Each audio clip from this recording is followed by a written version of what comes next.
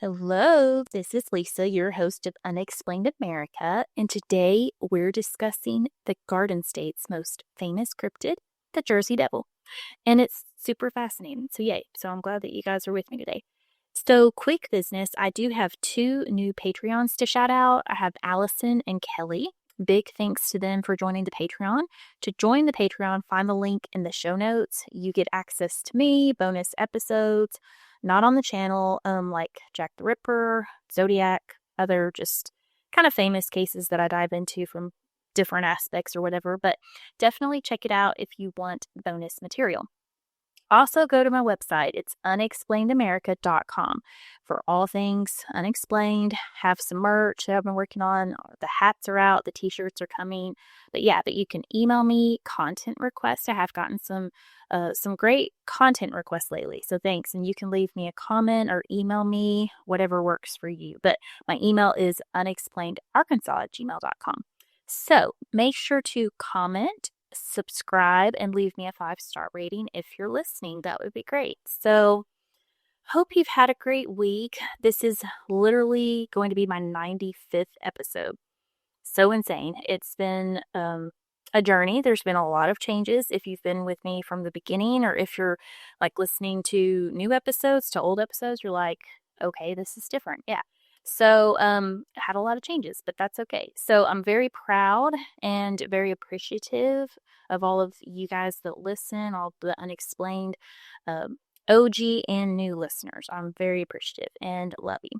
So, okay, so I do have a big plan for the 100th episode coming soon.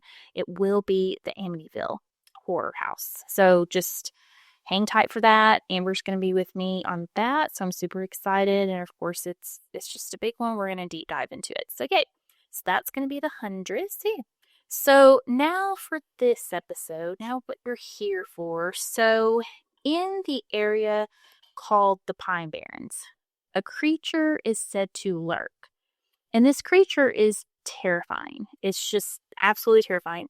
It has been seen by thousands over a span of almost 300 years now. This creature has horrified, fascinated, and in some cases entertained the people of New Jersey and all around New Jersey, and we'll get into that, but for centuries. So this creature is known as the Jersey Devil.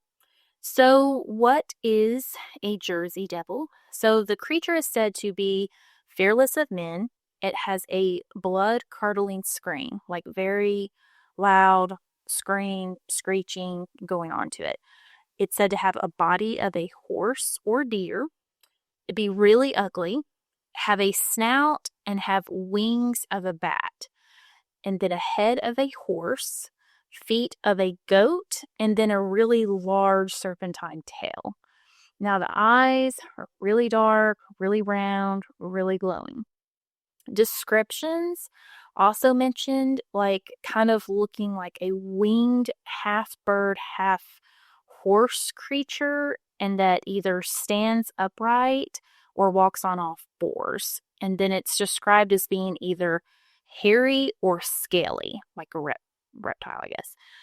The descriptions will vary over the centuries and over the time frames. Like in most of these sightings, I will say, they come from night. They come at nighttime.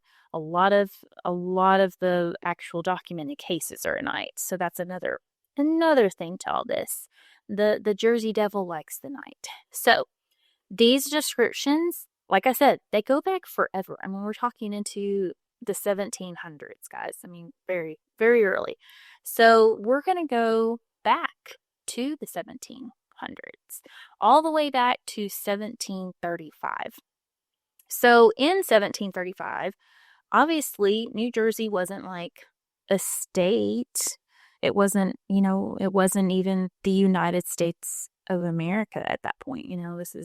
This is way back. So technically, this was like, an area. So this area was called the Province of New Jersey, and it was established in 1664. That's really hard for us to imagine, especially like I live in Arkansas. My state was founded in the 1800s. Of course, the area was like, 1700s, but it definitely wasn't the 1600s. So New Jersey province has been around for a long time. It's in a very old area of our country. So, and this actually, so the Dutch actually owned the area, and then the English seized the area from the Dutch, and that was in 1664, and that's when they named it. Now the tale goes, I should say the origin tale of the Jersey Devil goes that a Daniel and Jane Leeds. Now Jane is sometimes mentioned, by the way, as Mother Leeds. I found another article that actually called her Mary, but we're just going to call her Jane or Mother, okay?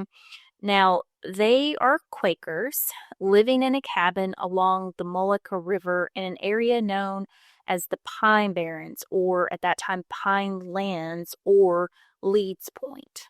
Lots of options there on this area. That the Pine Barrens is kind of like a broad area, and then this was Leeds Point. So I guess named after the family. We'll talk about that. Now, the Leeds were said to have 12 children, which was a very large family size, even for pre-colonial times. That was huge. That was a lot of children. I can't even imagine, especially when people, I mean, they're not even living that long, okay? So it's said that Jane, or Mother Leeds, became pregnant again with a child number 13. And you know how people felt about 13. But anyway, allegedly, out of complete and absolute exhaustion and frustration about being pregnant again, before the child was born, it said that she prays to God for this child to not be a child, but be a devil. Like she is just out of her mind, frustrated, out of her mind, exhausted. And she just prays this. Now, when the baby is born, the baby comes out and is said to be absolutely beautiful baby boy with blue eyes and blonde hair, just completely normal. Now, however, the baby within hours of birth supposedly morphs into a terrifying creature with red glowing eyes, head of a horse, but with horns, wings of a bat, and a large serpentine tail. So the creature horrifies the whole house and starts to fly, like it's got wings, and so it ends up escaping the house by way of the fireplace, like leaves through the fireplace. Now, ever since this time, the creature is now said to haunt the area with its grotesque looks. Now, there are more elaborations and variations on this alleged birth, okay?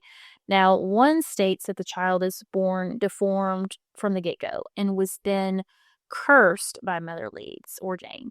Now, others state the child was normal, but over time took on odd characteristics of winged shoulder, large horse-like head, cloven feet, and a thick tail.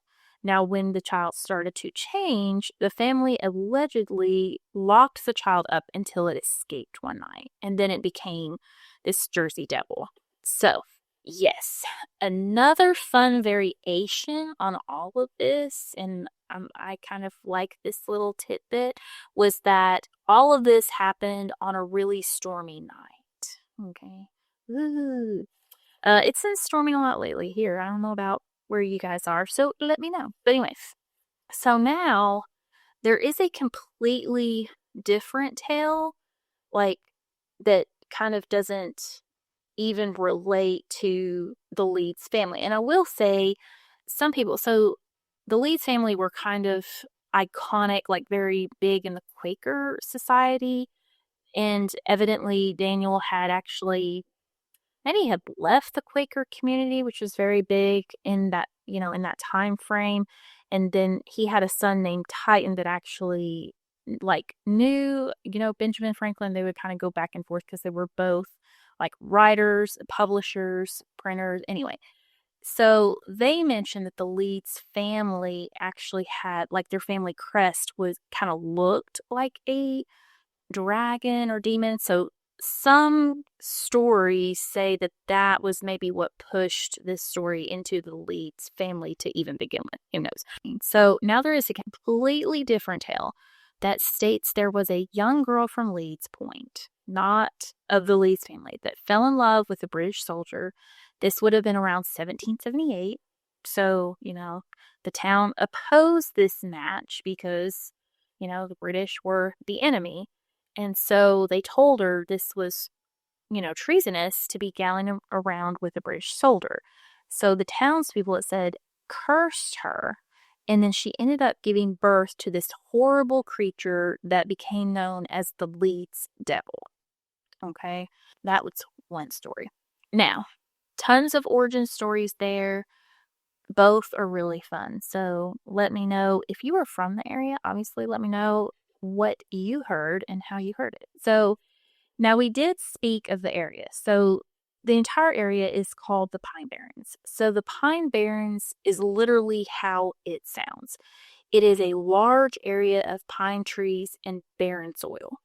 The early settlers just couldn't grow the crops they wished to grow. Of course, they're coming over, from England, different places, the European settlers, and they're trying to grow crops that they're used to, like potatoes or whatever. And they're finding that this soil was sandy and acidic, and they couldn't, they just couldn't farm it.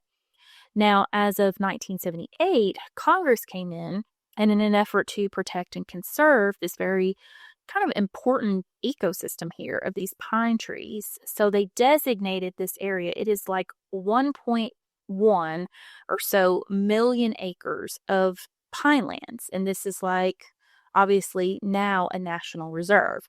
And in fact, it was one of the first national reserves. And this is a collection of pine trees that is the largest Atlantic coastal pine ecosystem. So there are some others up there in the, the Atlantic area, but this is like the largest. So just think about this 1.1 million acre national reserve, okay? And this whole region is called the Pine Barrens. Now, New Jersey, geographically, is not huge. And so to kind of put this in perspective, okay, so this area of the Pine Barrens literally constitutes a fifth of the whole state's geography, okay? That is a lot. So a fifth of the state is literally this national reserve that it's not like people are building it or anything like that. Like it's just reserve land. So now this state, so New Jersey obviously may not be huge in, space, but it's literally it's a very populated, densely populated state. It has like 9 million people in the state of New Jersey. So for perspective, I live in Arkansas. My state geographically is 7 times larger than New Jersey. So New Jersey could fit in Arkansas 7 times, okay? Now, the population of Arkansas is a little over 3 million, okay? 3 million, as opposed to 9. So population-wise, we just have a third of the people. Like, that's unbelievable. I didn't really know that. Like, I kind of figured it, but wow, when you put those numbers like that, it's like, okay, wow. So it's hard to even imagine, like, how many people are living in just a very dense geographical spot in New Jersey. So they're not actually, not too many people are able to actually live in the Pine Barrens. So kind of describing this so you can picture it. So the Pine Barrens is a very dense forest area. The area has been described as beautiful, but also super creepy, super dark, desolate. It absolutely sounds amazing, and it sounds haunted for sure. Now, because of this area, I will say, you have the Jersey Devil that has come out of this area, but there have been over the years a lot of other like haunted tales that come out of this area just because it's such a large area. It's just a very creepy area, and people, we like creepy. We like to tell stories about it. So now getting into the sightings. So the sightings of the devil were really a great oral history all through the 1800s, all through the 1700s, 1800s. Really prominent citizens, government officials, businessmen, post carriers, law officers, like they all had quote unquote sightings. They all, talked about this Jersey Devil.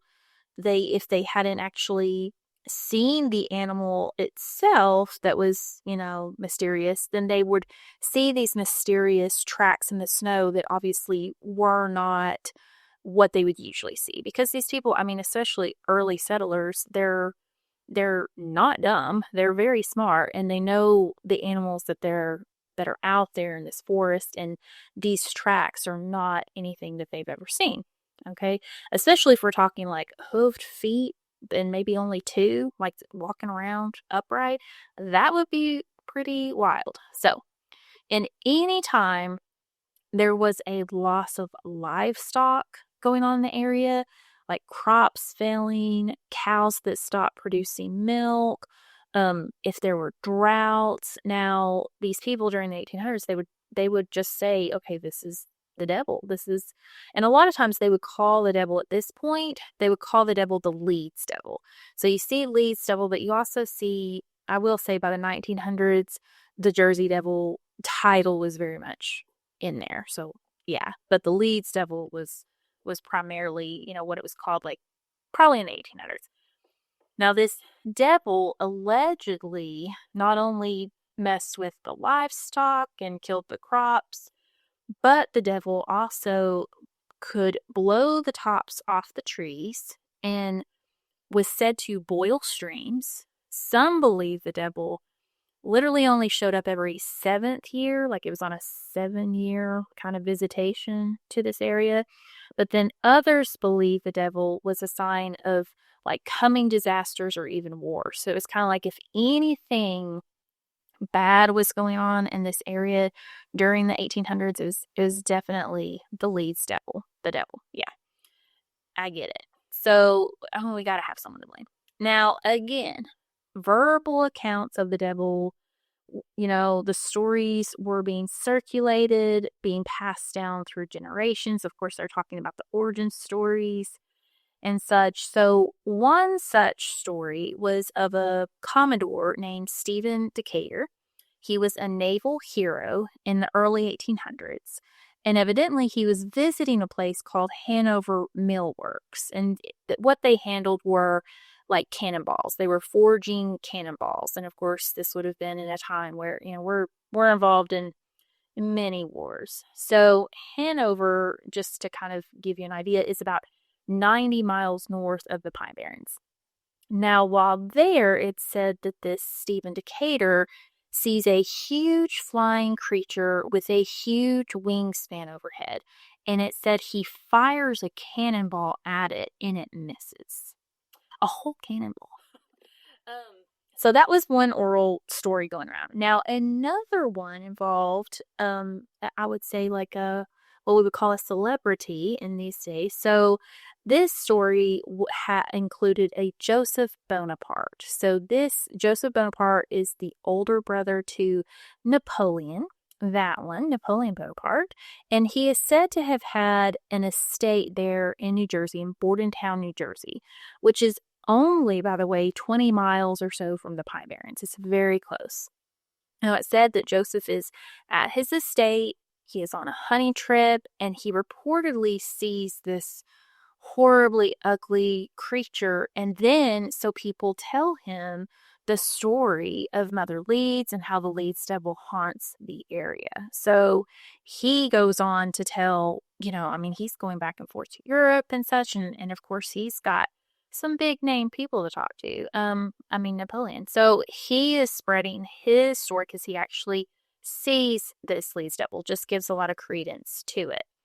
Now, there is another fun story that actually, so this one, I'll tell you this story, but this will come up again as like more of like a haunted thing.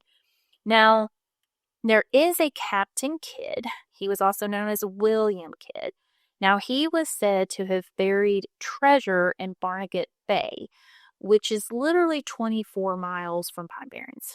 Allegedly, he beheaded one of his men, Captain Kidd was like a pirate, okay?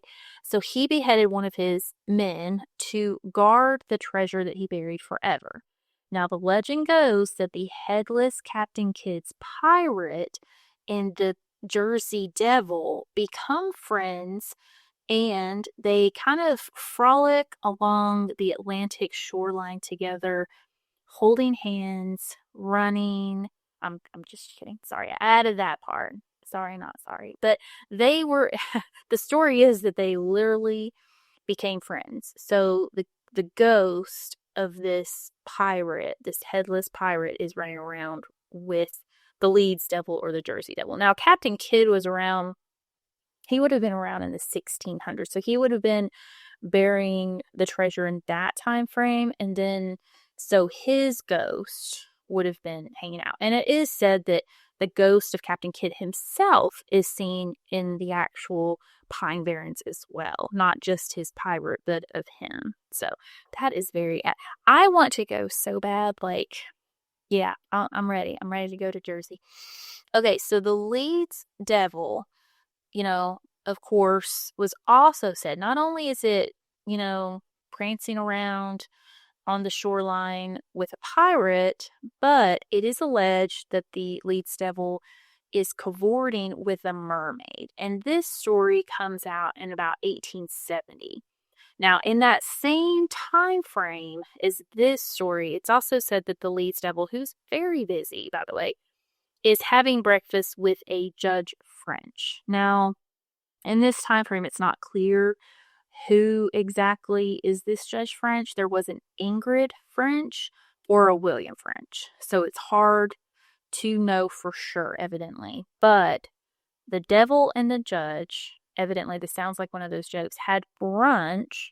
They were caught having brunch, and the judge was said to be a Republican, and the devil was said to have zero political affiliation, equally disliking both parties and Judge French. So, yes, it doesn't really say if, the mermaid was like a girlfriend or not. I don't know. These stories, by the way, are fabulous. Like, just the imagination. I mean, it's just absolutely fabulous. Now, in January of 1909, so before, like I said, it's just oral, history, just this oral history. There's not any pictures. In fact, to this day, there's not any, pictures or videography of any of this going on. Nothing to support it. However, I will say, over the years, there were just so many. I mean, we're talking thousands of sightings, thousands. Now, this all gets solidified in 1909. And by 1909, of course, now you have, firm newspapers, firm this, firm that. So, in January of 1909, just everything changes for the Leeds Devil. Definitely the Jersey Devil comes out, and they're calling it the Jersey Devil. But over the course of 8 days during that month, there weren't like one sighting of the devil, but hundreds of sightings of the devil, like 100. And the bulk of the sightings were reported to be in New Jersey, like in the Pine Barrens area. Now, some sightings were actually happening as far away as Philadelphia, Pennsylvania, and then you had New York, Delaware, and Maryland having their own sightings going on. So something was going on. Now, some of the sightings stated that this animal had, or really, it wasn't even an animal sighting, but there was large hooves in the snow. And then others were of the actual creature, described as looking like a kangaroo, a horse, a cowbird creature was discussed. People were describing this as very prehistoric looking, like a pterodactyl look or some sort of prehistoric lizard. And I will say my thumbnail is going to be like probably this sketch that came out in that time frame, the 1909 sightings.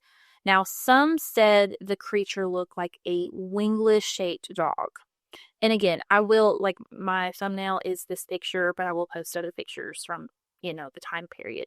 So these were sightings, and this wasn't like, in kind of, I guess, to lend legitimacy to these sightings and just how prolific that this Jersey Devil has become. It's because, like, when there is a sighting, it's not just one person that sees it.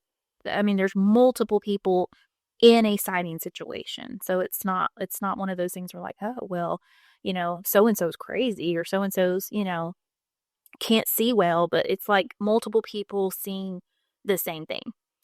Now, in 1909, obviously, this is a huge to-do. Like, all of these sightings, they cause a huge panic. I mean, people are closing their businesses. They're closing the schools. No one is going out after dark. Like, everybody's like, do not go after dark. It is the state of emergency for weeks. Weeks. The Philadelphia Zoo even offers a $10,000 reward for the capture of the creature, which in today's money is like $350,000 or so. I mean, yes, like a large reward from a zoo. Now, these sightings were the first large spread, like, documentations of the devil, like, actual news articles are being written. And this isn't just like a, he said, she said, passed down through the generations of your family story. Now, one news article written January 22nd of 1909, so like right after this time frame, stated that the Jersey Devil left tracks in Bridgeton, New Jersey, in a lumberyard, the H. Hankins Lumberyard.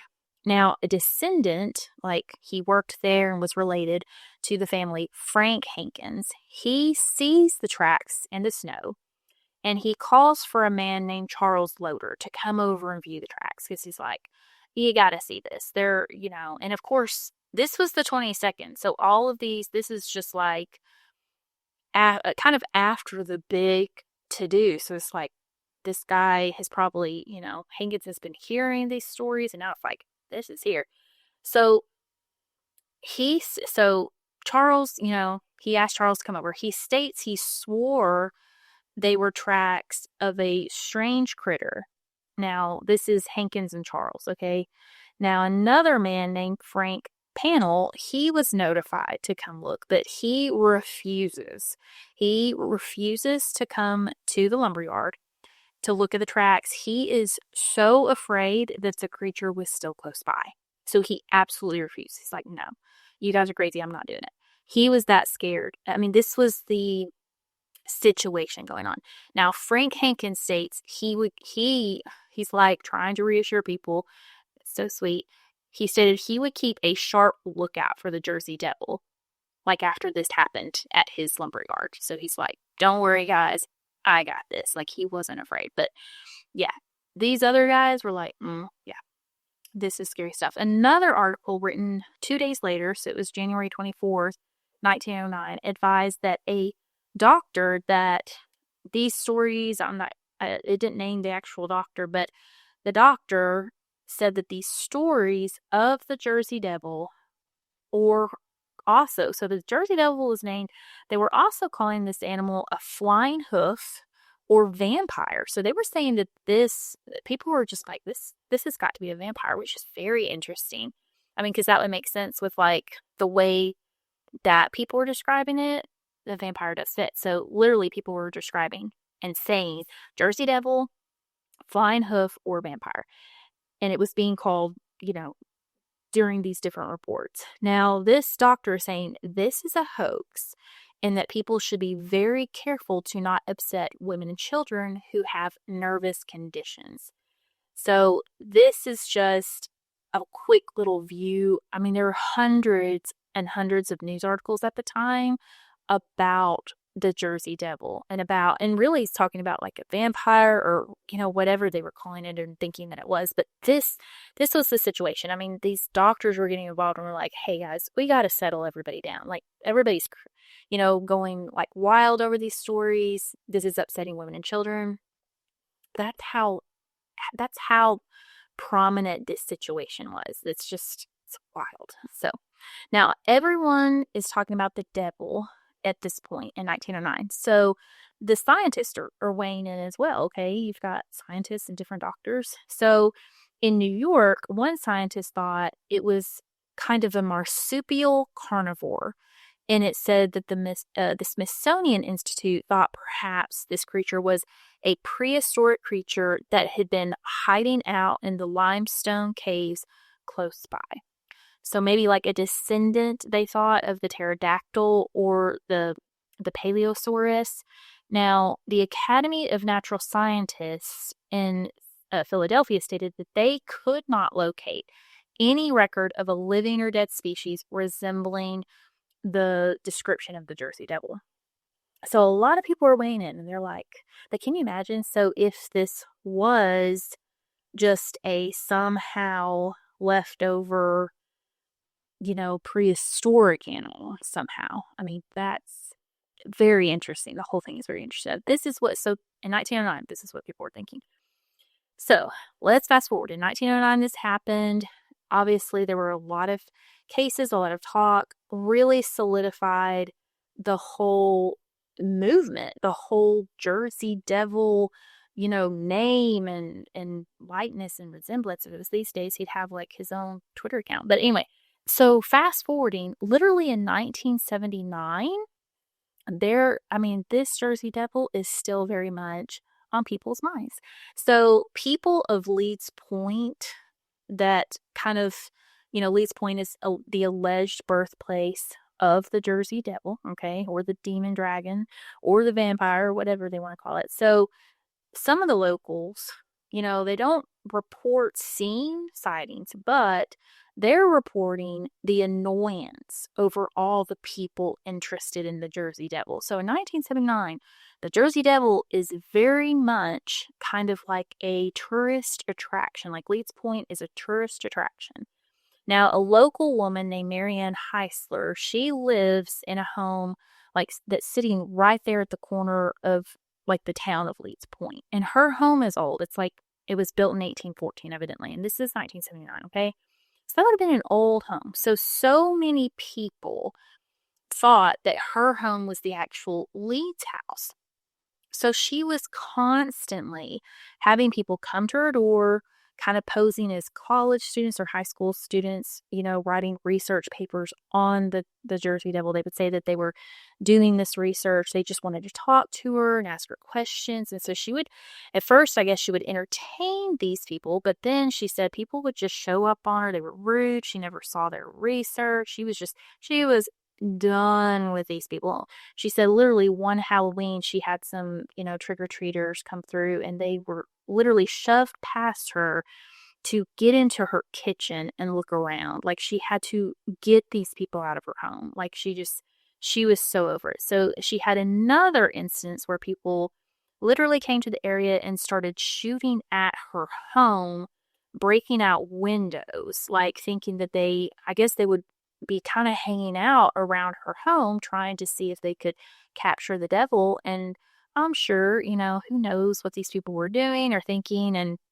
if they were kids, and then all of a sudden they're just shooting up her house. I would be upset too. So she is, in this article in 1979, she's just absolutely tired of the Jersey Devil lore. She is tired of it. She states she doesn't believe in it. She's just tired of these people coming through, that, there's absolutely no basis to this. And then it's just an annoyance on the whole town. She says the whole town. She is speaking for the whole town of Leeds Point at this time frame. Now, she states in this article that she knows where the old foundation to the old Leeds house sits. But she also states she's not going to tell anyone about it. And that she knows other people that know where it is, and they're not going to tell anybody about it. So it's like their own private little secret. Now, she does also state that many people living in the area have had sightings. So she does concede to the fact that there are people that have had sightings. And this is in the time frame, 1979. So there's that. Now, just for fun of all this, I will say, obviously Marianne is griping in this newspaper article that I found. Now, in the same newspaper on the front page is literally a picture of a man named Wilmer Leeds. So he is a direct descendant of the Leeds family. And in this picture, I will post this picture. He is posing. It's just a big picture of him and right on the front page. And it's like him making this scary, like, monster face, and his hands are at the camera. Like he's just like, Urgh. It's hilarious. And the caption literally states that his name and everything, and that he was making light of it. So you have the people like Wilmer that are just like, hey, this is just all for fun. And then you have Marianne, who's like, I'm done with these people coming out to Leeds Point. And again, Leeds Point is right there at the Pine Barrens, coming out to our area, messing things up, shooting up my house, making me crazy. I get that, Marianne. So anyway, so there's just like two different points there. Now, another person in this same article, her name was Eileen. So she mentioned that she hadn't seen the Jersey Devil herself, but they have a story in her family that her great-grandfather, when he was a boy, he allegedly saw the beast and it scared him so badly it turned his hair white. It said he did, and this was passed through her family, it said that he then shot the creature and then quickly buried the creature. So he couldn't show anybody the creature. Now, obviously, this is a great story, fun to ask down. But in real life, he wanted to display this situation. Like, if you had really shot this creature that had been pretty infamous, because this would have been a great-grandfather her, and this article was 79, by the way. Cameras have been around for many decades. Someone had a camera. So I call a little bit of hoax on that. But I do think, that her grandfather, great-grandfather, probably did see something. Surely a lot of other people did. Now, did he shoot and kill this animal? No. He would have paraded that thing all around downtown. So, over the decades, not only Eileen's great-grandfather, but many people over the decades swore they captured and killed the Jersey Devil.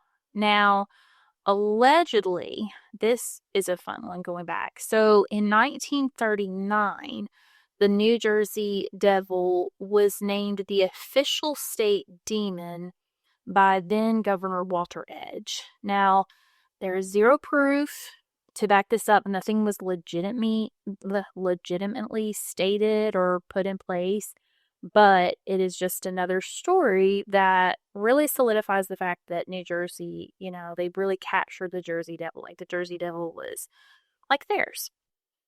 So, in 1997, in Smithville, New Jersey, a woman named Fran Coppola had a run-in with the devil. Now, she was walking up. She kind of owns and operates a colonial village there, and so it was at night. She's all by herself, and she sees this huge shadow of a winged figure that she just could not explain. She would recount she was absolutely terrified of this creature, and luckily she just ran inside and got away from it. But yes, night, alone, huge winged figure. Now, in November of 1999, so just a couple years later, a man named Kevin Kennedy had a sighting in the Pine Barrens. So he was out hunting. They were hunting deer. He had friends with him. He wasn't alone.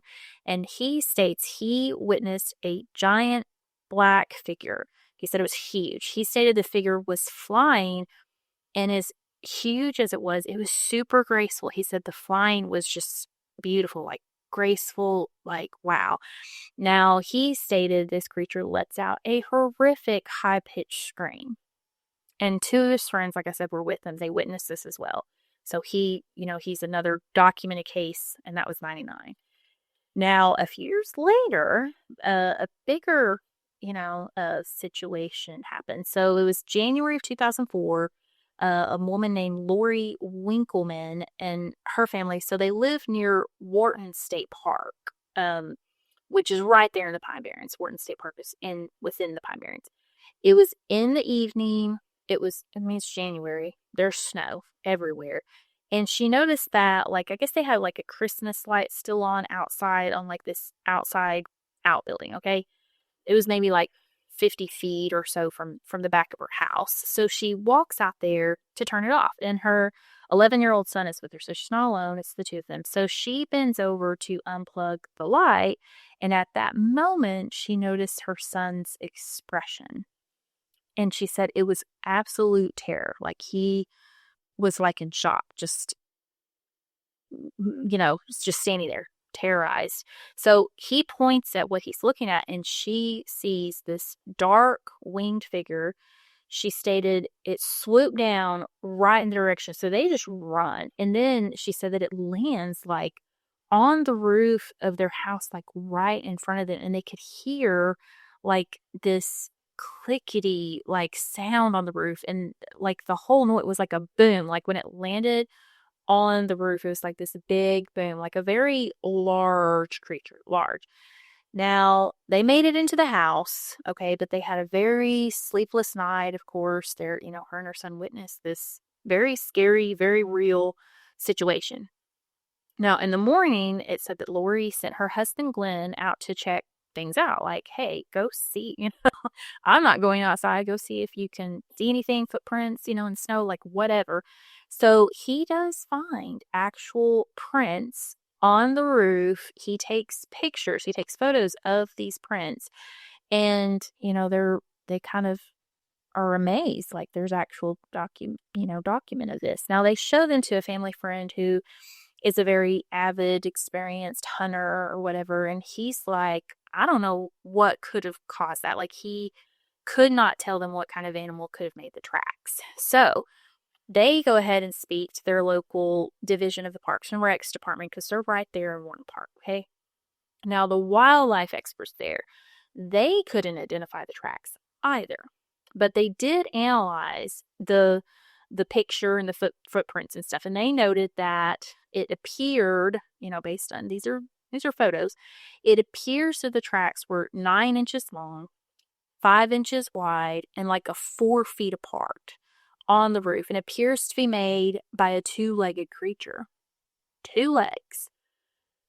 And the creature would have had to have weighed somewhere between 200 and 400 pounds, is what this wildlife expert is telling the family. Now, the family, they call the police. They go ahead and call the police. They ask for advice. The police literally tell them to get a gun and be careful. And yeah, and they do make a report. So there's an actual police report made of the event. So yes, very scary, very real. And I will say these people were, I will plug on my references or whatever, but they were interviewed multiple places, but they did, Monster Quest did a show on it and interviewed them, and they gave them polygraphs and all these things. And I mean, very real what they saw, very scary what they envisioned. And this was both Lori and her son. So another event that happened kind of shortly there in 2008, this kind of, I will say, touches on the Jersey Devil, it was related. But on July 12th, 2008, a weird-looking creature is photographed washed up on Montauk in Montauk, New York, on the beach. Now, this is about 175 miles from the Pine Barrens, so quite a ways away. And this creature, in this moment, would be dubbed the Montauk Monster. Now, some thought the creature was a product of some kind of weird man-made experiment, like some type of weird thing. And that they were kind of thinking, okay, well, maybe this creature is related to the Jersey Devil or something related. Now, Plum Island is right there off the coast of New York, close by. And this is an island. It is home to the Plum Island Animal Disease Center. And if you're a huge Silence of the Lambs fan like me, the movie and the book, Silence of the Lambs. So, this island, of course, this is all I think about when I hear Plum Island, but this is where Clarice goes to Dr. Wechter and offers in exchange for information about Catherine Martin's whereabouts that he gets to be transferred to Plum Island, or at least go there once a year, whatever, to swim in the ocean and blah, blah. Creepy. Now I need to watch Silence of the Lambs again. But anyway, so Plum Island Disease Center, we're back to that. So this Plum Island Animal Disease Center was established in 1954 by the Department of Agriculture. And the island had actually been used prior to as the U.S. military Fort Terry was located on this island before the 1950s.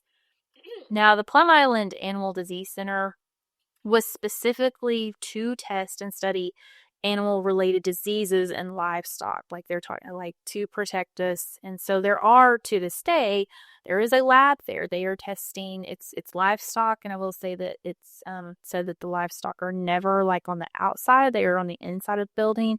Not to say that something couldn't get loose, but that's it's all livestock related, mainly like um, cows, pigs, that kind of thing. And they're really doing a lot of research on like, what is it that hand to hoof, disease. So that was the primary purpose of this. Now, over the decades, people would hear about the island and that it was high security and that it was scary. And so the island, actually Palm Island by locals, was dubbed the island, the name was Monster Island. So people thought perhaps this so-called beast that washed up on in Montauk was from the island, and perhaps that this beast is related to the Jersey Devil, and thus the Jersey Devil was maybe some sort of experiment, some sort of, but I mean, but the Jersey Devil goes back way before this island. So I don't really see the correlation, but that's where people, were talking about. And so the Jersey Devil was brought up quite a bit with this Montauk monster. Now, this creature, and I'll post the picture, it is super creepy. It has 4 legs, it has fur, but it was splotchy, it has scary looking teeth. I mean, it definitely looked disgusting. I mean, it was washed up on a beach, but upon closer inspection, experts and doctors have seen these pictures and analyzing these pictures, because evidently I didn't find anything that said that anyone actually got the carcass and then they studied the carcass. That didn't happen. They were just studying the pictures. But the pictures made the scientists think that this animal was just actually a dog, quite possibly even a boxer breed. The animal was in a very advanced state of decomposition. So it was very blotchy. And again, I will post this picture of the animal, and you guys have probably seen it it's super creepy, but its features are very canine looking, okay? And the monster was, dubbed a monster in 2008, but really not a monster and not really related to the Jersey Devil. But at the time, some people were, similar area, a monster. Now, obviously, the Jersey Devil has had so many sightings. It's so, it's infamous. So, what could this creature truly be? Like, some people have put forth some reasonable aspects of what it could be, like we talked about in, earlier times. They thought, well, maybe it was a prehistoric animal that just hid in the caves or whatever. So some scientists wondered if the creature wasn't the hammerhead bat. Now, this bat comes from Africa. That's where it's home. Some think that this bat could have come over from Africa, like in the cargo of the ships coming over from Africa, in the slave trade or whatever in the 1500, way, way back. Or this animal could have even escaped zoos, or even, as we know, some people, get a hold of these exotic animals and they bring them over to the United States, even though it's not their habitat. So some people thought it could be this bat. This species of bat is like the largest bat. The wingspan is up to 3 feet and can live up to 30 years. That's a pretty long time. Now, this bat is mainly attacks chickens. Yeah. So I don't know about the actual, like, of course, the Winkleman situation. Obviously, this bat does not weigh 200 to 400 pounds. It's not going to make a huge impression on a roof situation. But this bat could certainly maybe be a source of some sightings. We're talking hundreds of thousands of sightings over the years. Now, another option out there could be that the animal is being, seen as actually a great horned owl. Now, the great horned owl is definitely a known species and known to hang out in the Pine Barrens. Now, the wingspan of this owl is very large. It's 3 to 5 feet. I mean, that is impressive. And if you were out in the forest, in the Pine Barrens at night, and you were to see this animal in flight, like, that would be very frightening. I, for one, would be like running. And that would cause quite a shadow if you were just hunting during the day. So could this perhaps be one of the thousands of reports? I think so. But obviously the tracks. So does this animal cause the kind of tracks? And we're talking like the tracks that people are seeing are hooves. They're not like a bird tracks. So the bird aspect definitely comes from the wings, the flight, but we're talking hooves. So that is very interesting. If someone just saw this thing in flight, definitely could be bat, definitely could be, the great horned owl. Interesting. So, yes. So we talked about how the Pine Barrens themselves, like obviously the biggest and most famous story there is the Leeds Devil, the Jersey Devil, but again, there were many kind of, sightings and, kind of lore out there in the Barrens. Like some people would talk about the ghost of a quote unquote black dog. You had a legend of the black dog that was kind of harmless, but would scare people. Of course, we talked about Captain Kidd, who is haunting the Pine Barrens looking for his lost treasure. And remember his whole, headless friend that's out there gallivanting with the Jersey Devil. You also have a golden haired girl, which is the spirit of a girl who is said to be dressed in white and mourning the loss of her lover. Okay, there's always a woman in white mourning a lover somewhere. So this is that one. But there's just a whole lot going on in this Pine Barrens spot. Now, the biggest thing, the most important thing that we will end on is, again, the legacy of the Jersey Devil.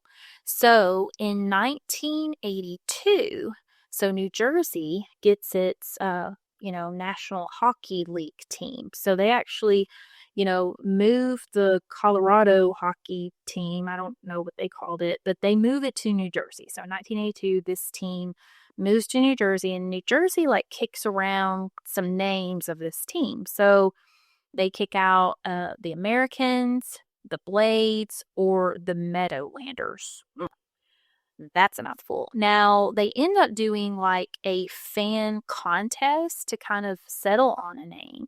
And of course, they do throw in the Devils. So, and it is a fan favorite. So, the New Jersey hockey team, they choose their mascot to be the Devils. Now, if you are a Seinfeld fan, all I think about is when, Jerry and the guys like Jerry and Kramer and George, they're getting tickets from one of their friend, that dentist guy, or no, maybe it's the doctor friend. But anyway, they're getting tickets to the hockey games that they're going to. And then Putty ends up going, and he full on does the full face. He's a Devils fan. And so he does the face makeup and everything of the devil. That's all I think about. But the Jersey Devil, is it real? I mean, most certainly there's something there in New Jersey. I think it's an awesome origin tale. And I just think New Jersey's awesome for having such a fun with it, making it their hockey team mascot.